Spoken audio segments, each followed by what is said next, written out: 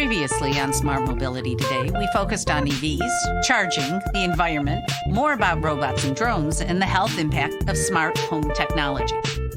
This week's show includes lots of Ford news, an effort to grow the EV workforce, hydrogen-powered flight, the truth about store-bought tomatoes in Japan, and why snapping a great picture is getting harder for Hubble to do. You've got something to say, and we can help you say it.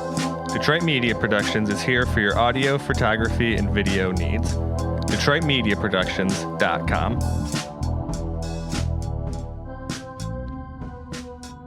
Hi, this is Cindy Polakowski. Right outside my office window, I used to enjoy watching the Argo AI vehicles learn how to navigate the area's curved streets and cul-de-sacs. Then last fall, Ford exited its investment in Argo AI, taking a significant loss in its third quarter earnings. Ford CFO John Lawler stated that profitable, fully autonomous vehicles were a long way off. This week, Ford announced it has created a new wholly owned subsidiary that will focus on developing a hands-free, eyes-off-the-road automated driving system. The announcement launches a new system called Latitude AI. The former Argo AI engineers will make up a new Latitude workforce. Previously focused on fully autonomous vehicles, they will now pivot to advanced driver assist systems, commonly referred to as ADAS.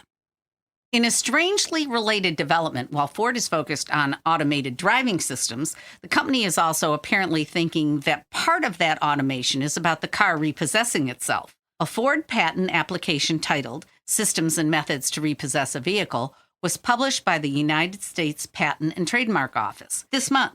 The application describes how an AV's data connection can be used to remotely disable certain vehicle components as a way of warning owners who miss car payments. The deactivations could begin as a loss of functions like cruise control, could escalate to stopping the AC from working, and ultimately include playing a, quote, incessant and unpleasant sound when the owner is in the vehicle. More from the world of AVs. Michigan's May Mobility announced a partnership with global transit technology company VIA to deploy AVs globally. The announcement indicates that the partnership will launch thousands of AVs focused on public transit over the next 3 years. May Mobility's CCO, Monique Dar, said that the announcement will allow for a focus on a global customer base, an expansion of on-demand, shared, and dynamically rooted AV services. The U.S. Postal Service this week announced the purchase of 9,250 Ford E-Transit battery electric vehicles and 14,000 EV charging stations. As the post office moves to electrify a significant portion of the nation's mail delivery fleet, it has committed to a plan to build a charging infrastructure across a minimum of 75 locations over the next year. In December, the USPS announced that it would add 66,000 EVs to its fleet by 2028. About a third of those are commercial off-the-shelf EVs, of which the Ford E-Transits will make up around 44%. Looking for better ways to manage your IT, phone systems, or remote workforce? Improve your organization using technology that works for you. psntechnology.com.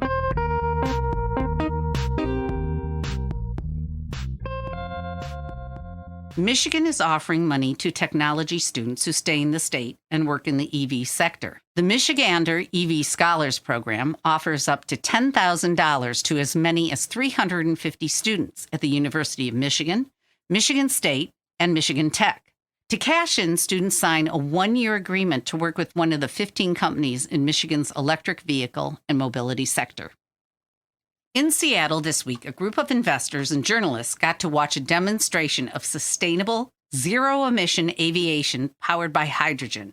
At Moses Lake in central Washington, a retrofitted turboprop took off on a short flight designed to demonstrate the viability of hydrogen technology. The aircraft carried a large tank of liquid hydrogen and flew with one propeller powered by a regular Pratt & Whitney aviation fuel engine and the other by a motor that was fed electricity from a liquid hydrogen fuel cell. The flight lasted 15 minutes.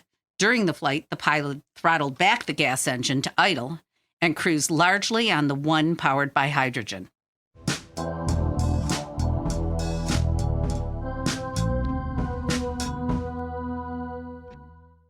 More from Washington State. Representative Susan DelBene has introduced a legislation focused on gathering better data on how Americans use smart devices. As IoT and the use of home devices grows, the concern seems to be about whether or not the current 5G spectrum capacity can meet the need. Asserting that the United States can't afford to wait around, DelBene last week introduced legislation that would direct the FCC to collect data on the growing use of 5G mobile networks and IoT devices. Maybe it's not a surprise that technology is often used to circumvent law enforcement. A recent Border Patrol incident shows how drone technology is used by some criminals to smuggle human beings. A recent arrest of smugglers uncovered cash, guns, and footage captured by a drone. The smugglers used drones to surveil the Border Patrol and avoid detection. According to San Diego Sector Chief Patrol Agent Aaron M. Heitke, this technology provides transnational criminal organizations with new capability that they are eager to exploit. We will be right back. All right. I'm ready. We'll be right back. I can give it a go. Presenting. I did. Okay,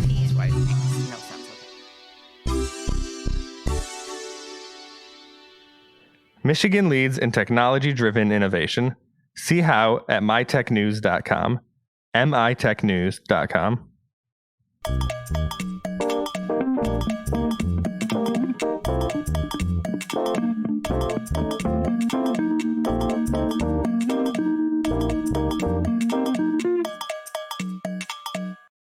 A professor of mechanical engineering asks, if animals and insects can jump across grass and sand, why can't robots? Sarah Bergbreiter has discovered that latch mechanisms, once thought as an on or off switch that release stored energy, can also be used to control jump performance across a wide range of terrains. She says that she is interested in, quote, how we can build these very functional, very small robots that can move around diverse environments. While jumping robots are normally studied on rigid surfaces, designing a jumper that can function on soft substrates is apparently a big deal. Of course, we have all seen the breathtakingly beautiful images of space that come to us courtesy of the Hubble Space Telescope. Recently, scientists are reporting that an increasing number of Hubble pictures are being photobombed by the thousands of satellites launched by private companies. The journal Nature Astronomy reports that an increasing share of images are spoiled by passing satellites, and as SpaceX, Amazon, and others only ramp up their activity, the solution to the problem is not apparent.